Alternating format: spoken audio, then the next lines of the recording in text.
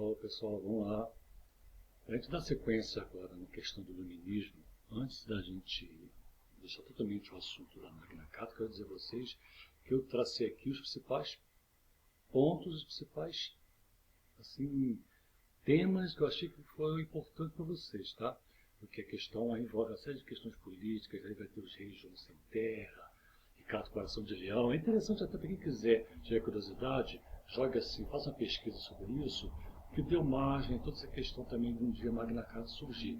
Tem toda a questão política também de guerra por trás, mas essa é uma parte da história que a gente não entra muito. Eu tentei focar mais na questão da história do direito. Aí eu me ative mais na questão mais político, questão mais jurídica do caso. Mas a história é fantástica, tem todo um pano de fundo bem interessante, que nós temos que ter uma aula só sobre isso, a questão dessa influência toda, dessa política que está dentro dos reis, essa disputa de poder que culmina depois nessa Magna Carta. Mas isso é um assunto para quem quiser, a título de curiosidade, e também sempre é legal você ter conhecimento, informação e contextualizar, isso é sempre legal. Então podem pesquisar, fiquem à vontade, tá?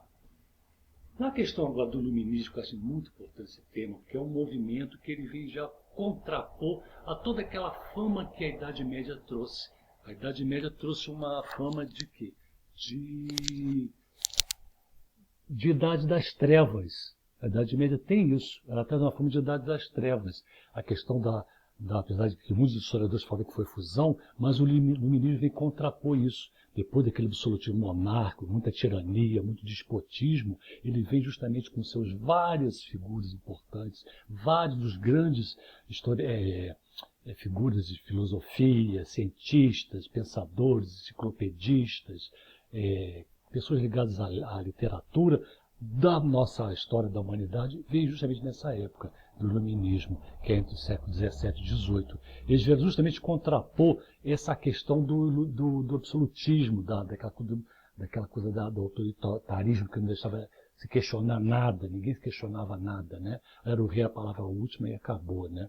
Então os iluministas, eles trazem várias ideias ligadas à economia, né? Ideias liberais, que vai dar margem muito à economia hoje atual, de questão de liberalismo na economia, né? Uma economia que estava muito travada, ele consegue vir com ideias liberalizantes, né? Oposição à época das trevas, como eu falei com vocês, né? O homem é o centro das atenções, vira o centro das atenções, o cidadão, o sujeito de direitos e deveres também, mas além de tudo, um sujeito que tem para si os seus direitos e garantias, né? O cidadão, o povo, né? Atacavam muito esses iluministas as ideias, os privilégios principalmente que vinham do clero e da nobreza, que era justamente dois dos grandes sustentáculos do absolutismo monárquico, que era o clero, a nobreza e, no caso, a burguesia, um segundo plano, mas principalmente a nobreza e o clero, que eram mãos de ferro com o povo, eles vêm muito em cima disso, jogar um racionalismo em cima desse povo aí, uma questão mais de filosofia, de pensamento, questões mais ligadas a essa questão da mente racional, tirar a questão toda metafísica, de grandes divindades, questões muito elaboradas em termos de se perder em devaneios e abordar mais o racional. Defendiam uma bandeira constitucionalista, que é interessante. Isso vai culminar o que lá na frente, quando a gente for falar em Revolução Francesa, e no caso anteriormente a americana, né? A americana em 1776 e a francesa em 1789. Essa bandeira constitucionalista ela vai se expandir e vai ter grande influência nesses dois grandes movimentos. Entre os principais que eu separei para vocês, de grandes iluministas que influenciaram muito esse aspecto todo, foi um movimento pregando liberdade, o racionalismo, contra esse antigo regime de privilégio nobre, né? O iluminismo vem para isso, colocar justamente a luz, o iluminismo no sentido de luz mesmo, vamos iluminar a razão, com a razão, não aquela questão do embotamento, da ignorância, né?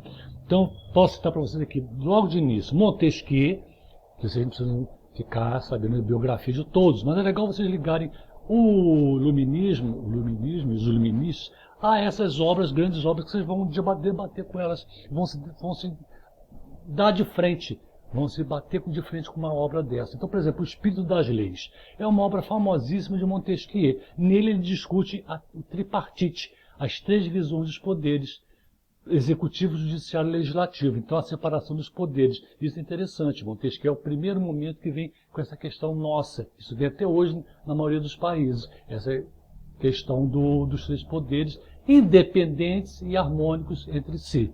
Que a gente vai ter depois as suas variantes, né? Na hora que a gente for estudar, num outro momento, a questão da constitucionalismo brasileiro, a gente vai ver que o MMP, Ministério Público, que hoje é uma entidade totalmente independente, ele já foi membro do Poder Judiciário, já foi membro do Poder Executivo, e hoje é um poder que tem as suas prerrogativas, tem sua independência funcional e econômica. Mas isso não foi lá atrás assim. Mas aqui, Montesquieu já dá o quê? Essa divisão dos três poderes, para melhor administrar um determinado povo, né? Rousseau, ele escreveu o Contrato Social, aqui ele tenta atingir a harmonização dos vários segmentos da sociedade. Então Rousseau também tem esse grande papel, esse livro, no caso essa obra dele, Contrato Social, onde ele tenta harmonizar os vários segmentos de uma sociedade, né?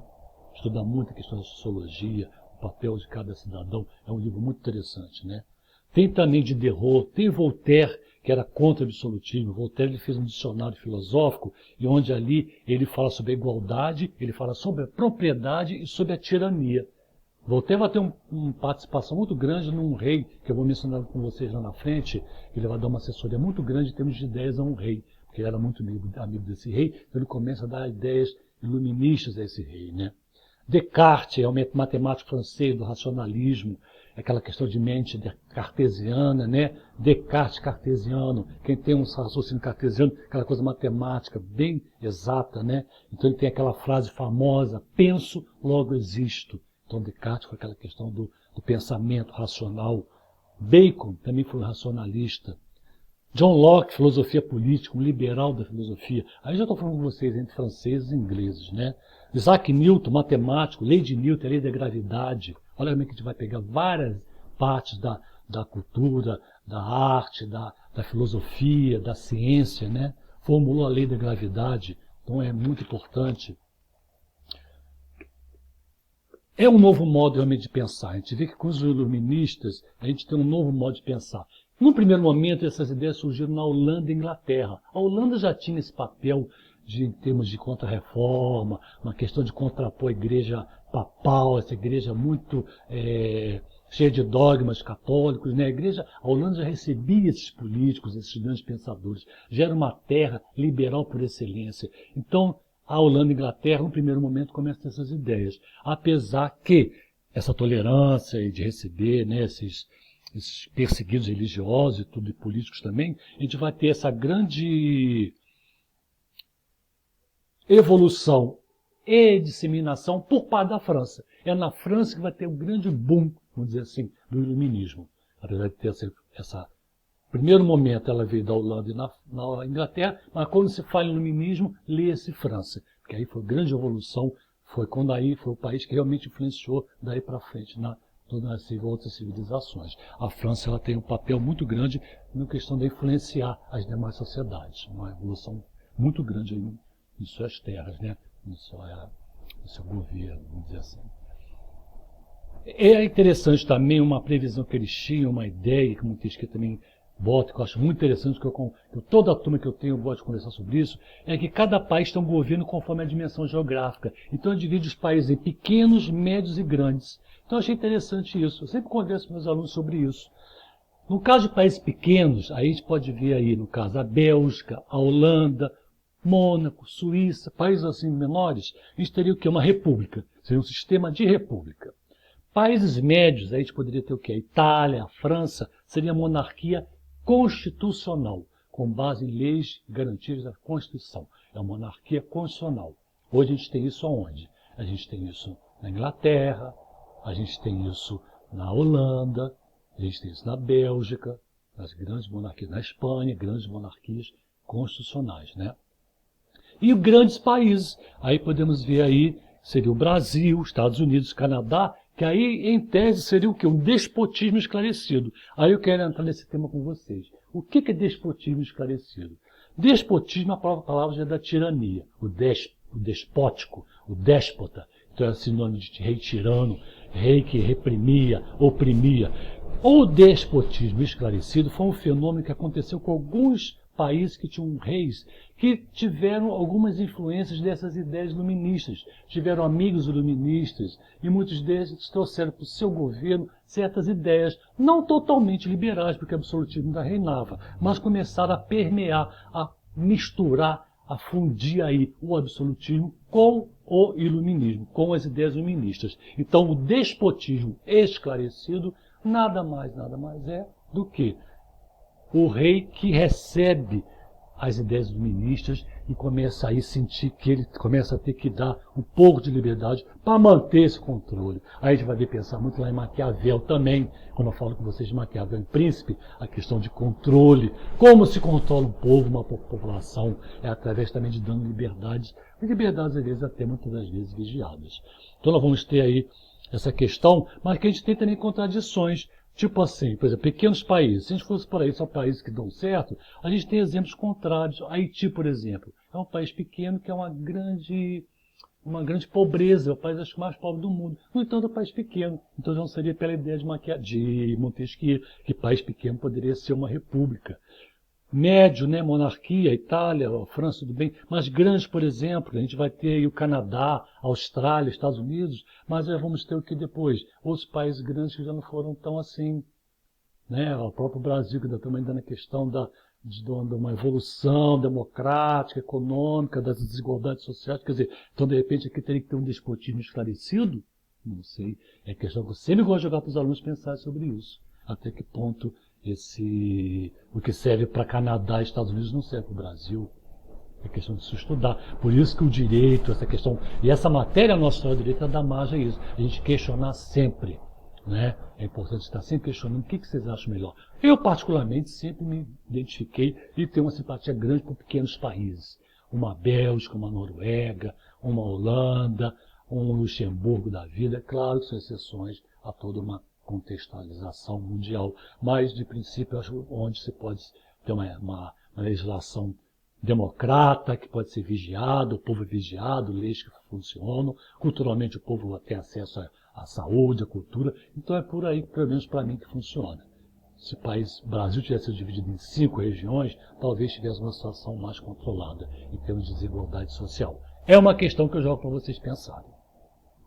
Vamos ter aqui, em termos de exemplos, eu separei para vocês aqui 5 exemplos. Portugal, com Dom João I, foi um grande rei iluminista, com influências de Marquês de Pombal. Se vocês forem ver lá em Marquês de Pombal, dar uma pesquisada, foi um político também que fez uma série de mudanças no governo de Dom José I em Portugal, durante o reinado dele. Então Marquês de Pombal tem essa presença da eminência parda do iluminista nesse rei, perante esse reinado. Na Espanha, Carlos III, ele fez uma nobreza mais moderna. Ele teve influência de outros iluministas também que influenciaram no governo no reinado da Espanha. Rússia, com Pedro I e Catarina II. Catarina II também tem uma influência muito grande. A Catarina II, ela concluiu muitas das reformas de influência iluminista, né? Isso é muito interessante a gente ver esse lado. A Prússia, que é a atual região onde está a Alemanha, antigamente, principalmente antes da Segunda Guerra, a Prússia era uma região que ficava ali entre Rússia e Alemanha, e hoje é uma região que a Alemanha ela se incorporou ao território alemão. Então a Prússia, nós tivemos aí o Frederico II, que foi um grande rei. Ele foi chamado, Frederico II da Prússia, de rei filósofo, porque como ele era muito amigo de Voltaire, que era um grande liberal, era um grande iluminista, né? Voltaire realmente tinha ideias racionais, liberais.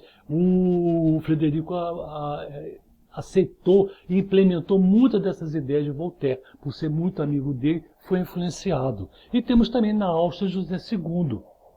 A Áustria também, que fazia parte de um império sacro, né?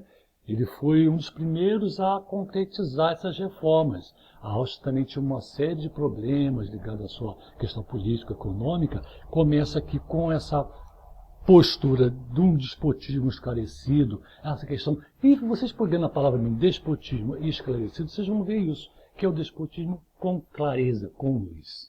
É por aí que funciona o iluminismo. Racional. Sempre ideias racionais. o conhecimento científico acima de tudo. Esse é o grande segredo do iluminismo.